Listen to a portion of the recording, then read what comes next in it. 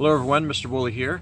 I'm going to talk to you now about long distance races. So we have the 800 meter or the 1,500 meter race.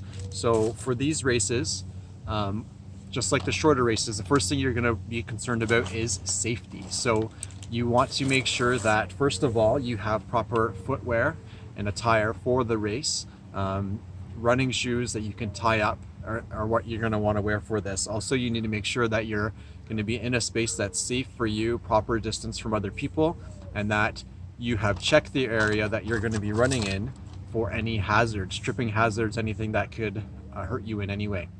So once you have a good space to run in, you're going to have a timer. Now for these longer races, if you had a watch or a phone or something yourself, you could start it, run your race. You could do it by yourself. Again, you could use somebody to help you, a parent, sibling, somebody else that could help you keep track of your time would be the easiest, but you could do it yourself for these longer races. Now measuring, you're probably not going to want to take a tape measure like this and measure out 1,500 meters. So I'm going to show you how to do that. Okay, so I'm going to show you how to measure out your race using Google Maps. So the first thing you want to do is think about somewhere that's close to your house that does not have a lot of traffic, intersections, preferably that has a sidewalk. So for my example, I've selected our school just as an example. I know that there's a sidewalk all along the street. I know that there's not a lot of traffic, especially now that school is closed, and that it's probably going to be pretty safe, especially if I'm paying attention at these intersections, that I can run my race. So I've selected this intersection here, Colburn Street and Victoria Drive, and I've typed it into the search bar on the left of the screen. And I'm going to click on directions, and then I'm going to I'm going to type in another intersection. So I'm going to go down here to Victoria Drive and Perry Street.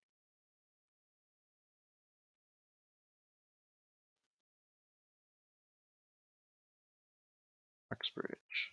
Okay, click in there, and it's going to show me the distance between those two intersections going along the street. So you'll see it here. It says that it should take me 4 minutes to walk and that it's 350 meters.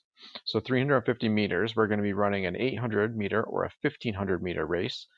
That 350 meters is not going to be very easy to use. So what I can do is I can actually grab the end of the line here and drag it, and I can drag it until it gets to 400 meters. Okay, so now I have a nice distance of 400 meters.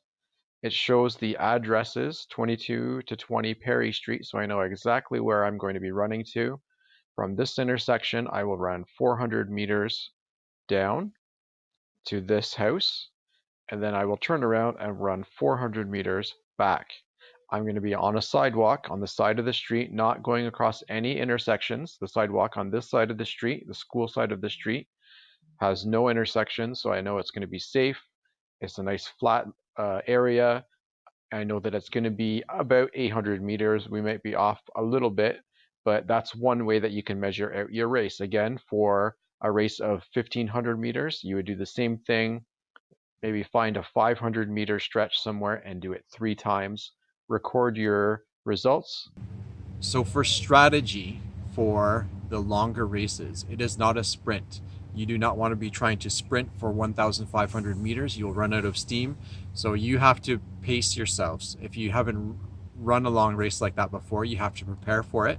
Make sure that you are able to do it. If you're not able to do it, try running one of the shorter races. That's fine. If you are able to do it, you want to pace yourself.